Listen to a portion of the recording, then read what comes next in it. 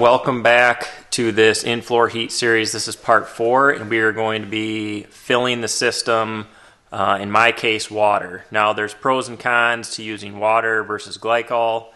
I'm using water, and in another episode, we will go through the whole system, talk about what each component is, and the benefits of water versus glycol, and so on and so forth. So let's just go ahead and jump in to part 4, which is filling the system.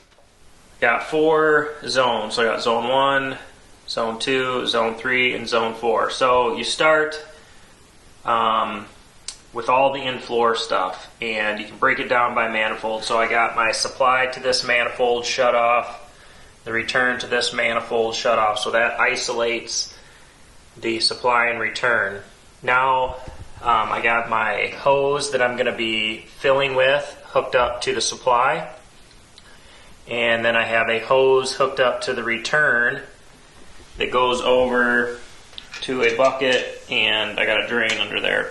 And this is so I can watch the water and kind of tell when all the bubbles are out. So the next thing we got to do is we got to shut all of these flow meters, so each one of these lines is shut off, and the same thing down here is we got to shut all these off. So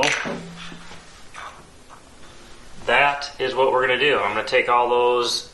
There's just a little key that comes with it.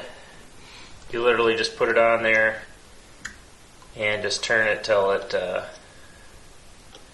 bottoms out.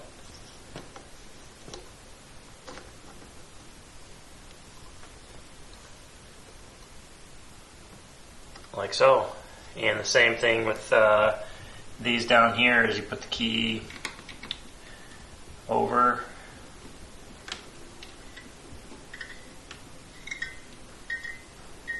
Don't crank on them. But by shutting everything, once I turn my water on, everything will be closed, so water won't be able to go anywhere.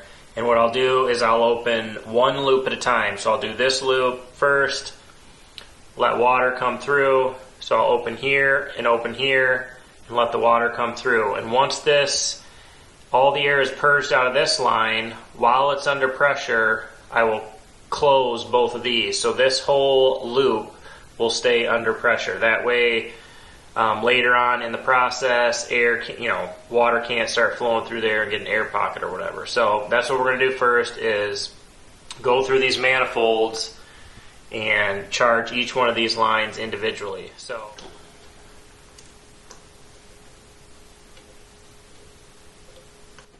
alright guys, while I'm closing these, I am hooked up to city water, and I've chose to fill my system with water.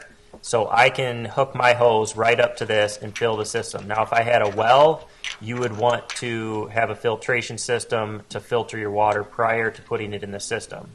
If you choose glycol, you're going to have some kind of pump to purge the system with. I'm going to go turn the water on outside. Actually, I'm going to run it through this so I can turn it on and off in here. So I'll go turn the water on, and then we'll get going. Alright, we got water all over, and I haven't even started yet. The hose I had a bad end. Alright, we got water here. So what we're going to do is we're going to open this valve, and we're going to open this valve. Now, let's see here. We're going to turn the water on. And we're going to open this loop all the way up.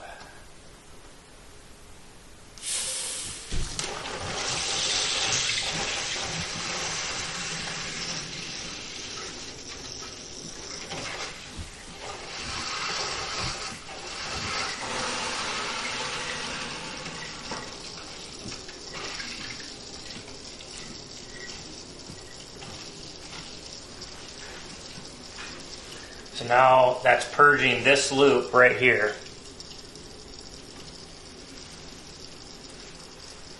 And we'll watch over here in the bucket.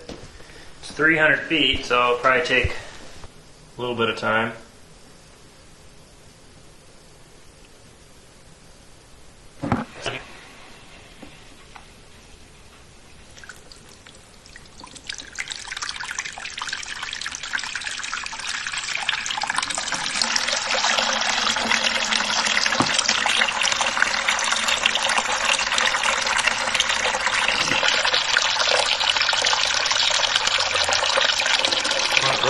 Looks pretty good to me. So we're going to go ahead. Now that that line is purged, we're going to shut the return side first, and that'll create pressure in that loop.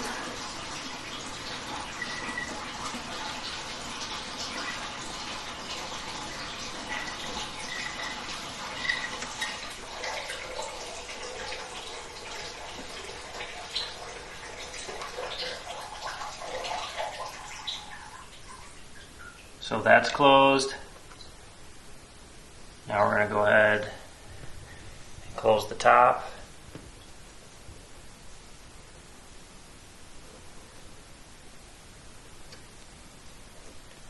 Now that line is fully charged and it's under pressure. So now we're going to go to the next one.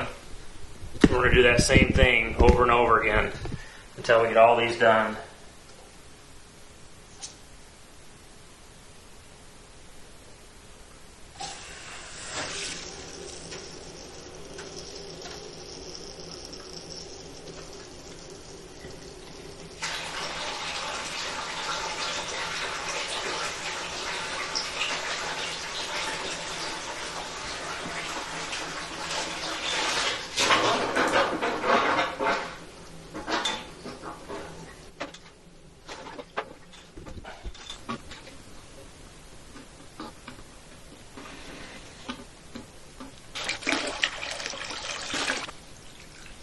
Alright, that looks good.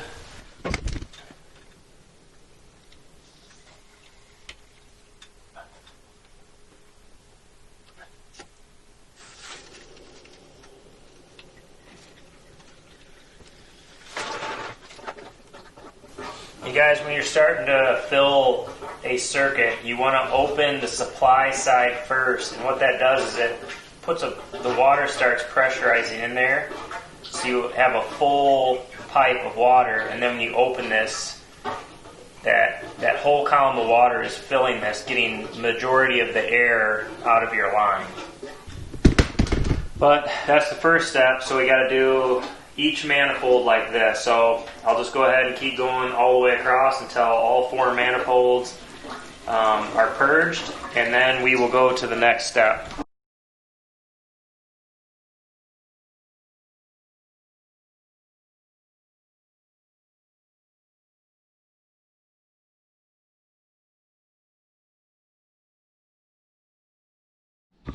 Alright, so all 7 of these circuits are charged, and then all of these are closed down here on the return manifold, and all these are closed up here on the supply manifold. Now we need to close both of these here.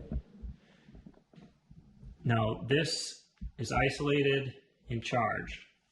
So now we go on to the next manifold. So I just got to take these hoses off, move them down to the next one, and do the same thing.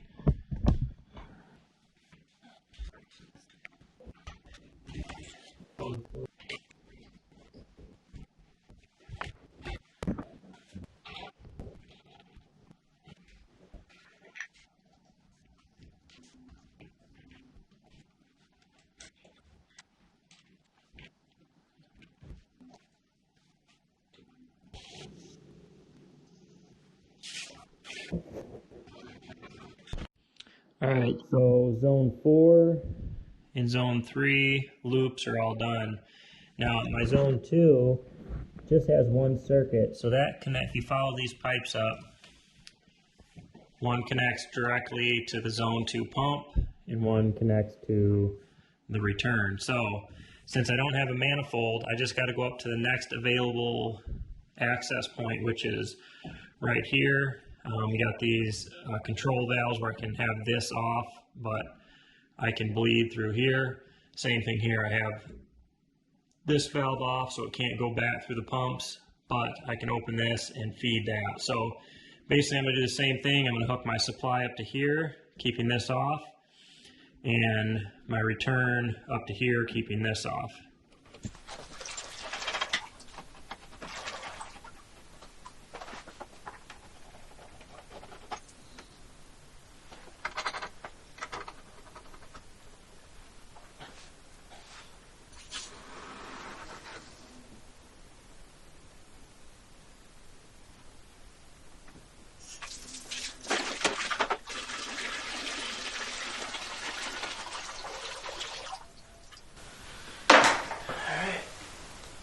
So that's that. Now I just got to do zone 1.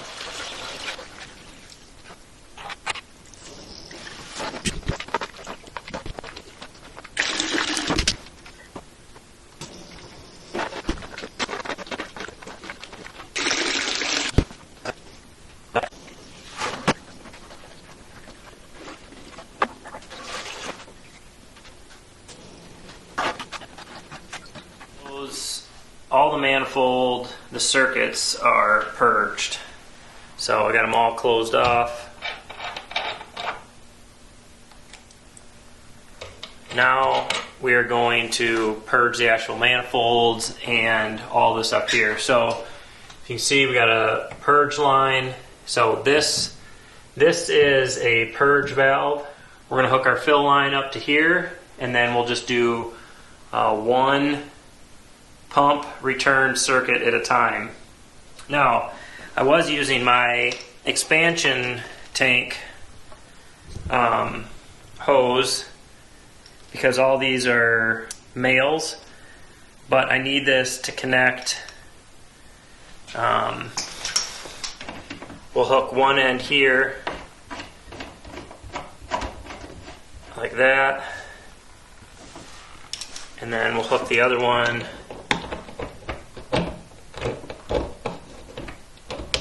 like so, and then once we get pressure up there, we will open these two, and what that'll allow it to do is to come through here and just go right around and come back through the manifold and return. That way we're going to purge any air that's left in these manifolds, if that makes sense. So we'll put it I'm going to steal one of my my washing machine hoses so I can hook it up to here and the other end of my hose. And so we'll start purging this. So the water will come in here, it'll go through the air-water separator, keep the expansion tank closed for now, come through here. It can't get through this because I'm going to keep this closed, and that's going to go around, and then we'll do one zone at a time. So we'll just start at this zone, and we'll clear out these manifolds and get all this filled and all the air purged. Kind of going to do it basically in the same fashion we did those. So it's always best to start low because obviously air rises. Get all the stuff in the floor purged and then just work your way up. So next we're going to purge these manifolds, and then we'll get all of this air purged out and get it running through the boiler. And once we get all that done, then we can let it circulate for a few hours and let the rest of the air work its way out. Alright, so my wash machine hose, the reason I had to have it is because it's got two female ends, so I can hook one here and then one onto my water supply. So I think we're ready to go. Don't turn that. Alright, so see, I got this off. We'll leave this off for now. That off for now.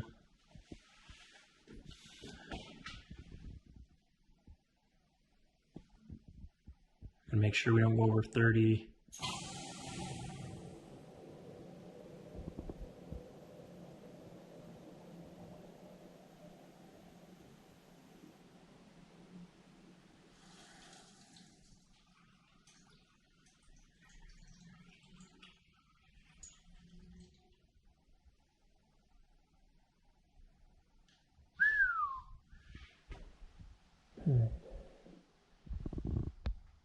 tricky part is once I let it start going through the boiler is that relief valve is set at 30 psi. Okay, so I started here, going up around. This purge valve is closed, normal operation is open, so it forces water to go through here, and then it's going to come down. It's coming down through here. I got this valve open. It's coming down into here. I open this. It's going around through this loop, down the end of this manifold, and back up, around, and now it's in here, through here. Now, I have to take it through the boiler to get back here and start purging air. We're just going to go ahead and let it go, and then I'm just going to have to get that closed when it's time to shut the water off. Alright, so we're purging the air here out of the main control panel and then each set of manifolds.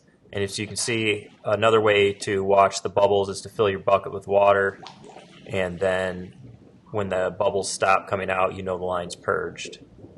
This part's a little tricky because you have to shut both the supply valve and return valve from the boiler off before you get to 30 psi. Otherwise, that relief valve will go off. Now, with that being said, if you do go over 30 psi and the water comes out of the relief valve, it's not hurting anything. You're just going to get water on the floor or wherever the pipe comes out.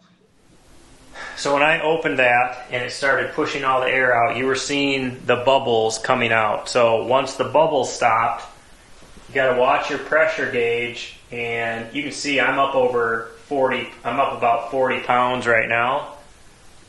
This relief valve is set at 30. So if you go over that, it's going to blow out this right here, which I probably should have a tube on there just in case I hit that. But what I'm doing is I'm shutting the return and supply off to the boiler simultaneously once I stop getting air and the pressure starts to climb. Now, what I got to do is I got to close all these for zone 1. Just going to get everything closed since that's all primed. We'll do that now. We're going to move these over to zone 3, do zone 3 and 4, and then we'll come back. And if you remember, zone 2, we filled from here to here. So this is all charged already. All right, so we have this panel all purged as well. There wasn't any more air coming out, so I think we probably got it about as good as we can. So now I need to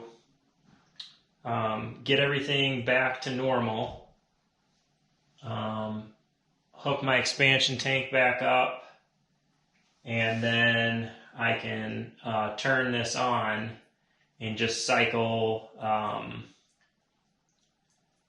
this for a few hours and let the air separator do its job. Take some more air out. I have this domestic fill right here, which what this does, this is a line that comes from my main water line. Comes through, and what it does is it anytime the system needs water, it adds it. So it's got a little preset pressure gauge here that keeps the system at 12 psi. You can see right there it's set at 12 psi. So anytime the system drops below 12 psi, it adds water. This is a backflow preventer right here, and this is where the water comes in. So it'll take this pressure, add water, and keep it at 12 psi here, even though it's higher on the incoming side, if that makes sense. So we're going to get all this unhooked, see if we can't get this thing up and running. Alright guys, we're getting ready to kick these pumps on. So I got my domestic water, I turned that on, and this was leaking. And the problem I found was this right here, this flat surface is ever so slightly cupped, and so it won't let that little washer seal. So they're sending me a new part tomorrow, but the good thing is I can still get this all up and going. This has got a backflow preventer in it, so we should be good to go. I'm going to get all the valves aligned properly. I'm going to get all these opened, and then I'm up about 25 psi, and I need to be down around 12, 15, so I'm going to relieve some pressure just from filling it, and then I can open my boiler up here. So we'll do that, and we'll get the pumps running. Alright guys, so I powered this on and turned two thermostats on. So zone 1 and zone 2 pumps are running. So you can see the lights are on, and you can hear some of the air. I'm just going to maintain 12 psi. Since I don't have this domestic fill, I can still do this just manually. So every time it starts to get low, I'll just put a little extra water in.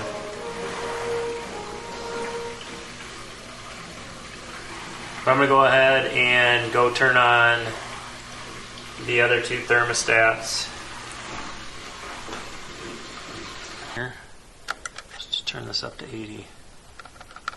So that pump should be kicking on now. Turn heat on.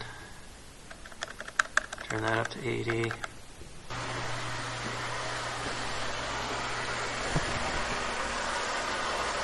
So you can kind of hear these now, but once all the air gets out of here, you won't be able to hardly hear any of this. So you can see all four zones are calling for heat. I do not have my end switch on. The end switch is what goes to the boiler. Since I'm not wiring my thermostats directly to the boiler, you have to do an end switch, which is 2 wires that go over to the boiler controls. So when any of these zones turn on, it'll signal the end switch to turn the boiler on.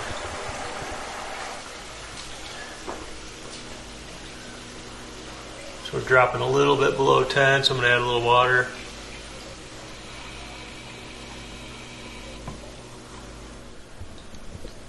Alright guys, I ran all 4 pumps for probably 3 hours yesterday evening, and got pretty much all the air purged out. I kept adding water to keep it at about 12 psi. As you can see, that's right there, about 12 psi, the black needle. And it was running super quiet. Alright guys, I got the control panel off, got the door down, and we're going to connect our end switch. And all of these are going to be different, so you just have to read your manual. And if your manual is not specific, like this one, I just called the hotline to make sure I was going to hook this up to the right one. And you have this TT1, which is your thermostat 1 hookup, and then you have TT2, which is your thermostat 2 hookup. Since we have a control panel separate than this, they said you just hook your end switch up to the TT1. So I will hook up. I'm running a thermostat wire. It's an 18/8, so I'll only use 2 of them. I'm just going to hook a red or a black and a white up here, and then I'm going to go over to my panel here, and on this main end switch, I'll hook up those same wires right there. So they just have this jumper on here for testing at the factory.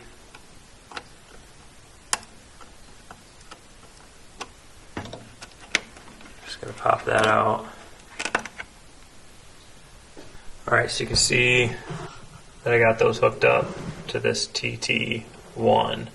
Now I can put the cover on this, close it all up, and then run this wire over there.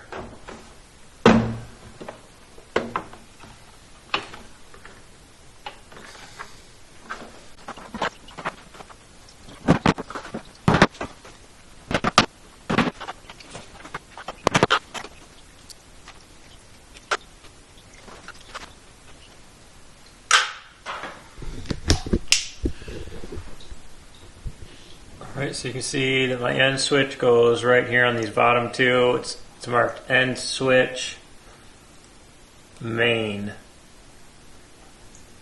So that goes from there over to the boiler. So now I can close all this up. Alright guys, now that I got the end switch all wired in, I'm going to program my boiler. Now, every one of these boilers is going to be a little bit different, and depending on how you're using it, how you program it is also going to be different. So, in my case, I have a closed loop system, so all I wanted was to be able to set my temperature to whatever I wanted, and that's it. So this is basically like a small computer, so I just called the hotline, which most of these boilers will have a technical support. I called them, I said, listen, I have a closed loop system, all I want is a range that I can select for my temperature so I can raise it and lower it as I choose, and they helped me go through and program it, and it took like 5 minutes. There's so many options on these boilers like this that honestly I couldn't go through and tell you how to program it for what you might be doing. So in my case, I was just setting one set temperature, so I got it programmed, and that's that. Alright guys, now that this is all up and running, I'm going to show you how you can adjust these. So you got these all the way open up here, you want these all open down here, and basically they just need to be flush with the top, and then you're just going to see these little needles there. When you screw this on, if you screw this clockwise, it will push that down, reducing the flow. So you just screw it on just until it hits a little resistant where it's hitting that cap, and that's all the farther you want to go.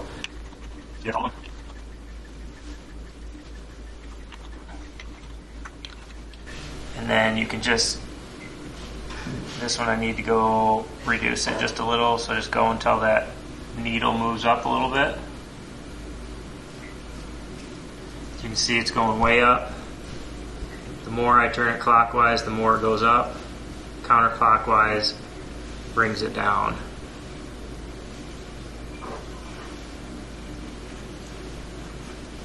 So you just want those all equal across.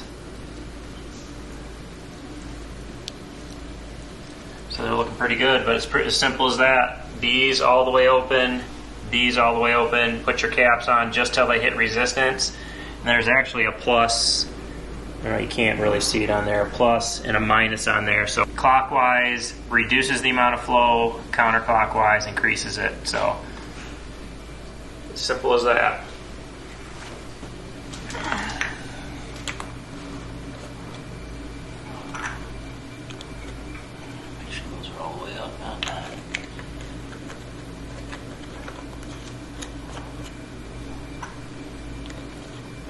Really quick and fast adjustment, makes it real easy.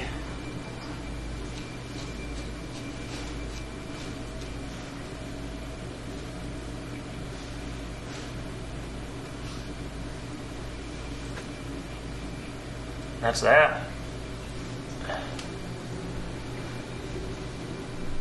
Alright guys, well thanks for watching part 4. Come back, we're going to have one more video on this series, this little mini series. And we're going to talk about water versus glycol and why I chose water. We're going to talk about every component of the system, and we will talk about how it's been running. It's been up and running for, I don't know, about a week and a half now. We'll talk about that, and then I'll try to answer any questions that people have put in the comments. And then that'll be the final episode, and we're going to get back in the house. I know everybody's excited about that, and so am I, but until next time, thanks for watching, and we'll catch you on the next video.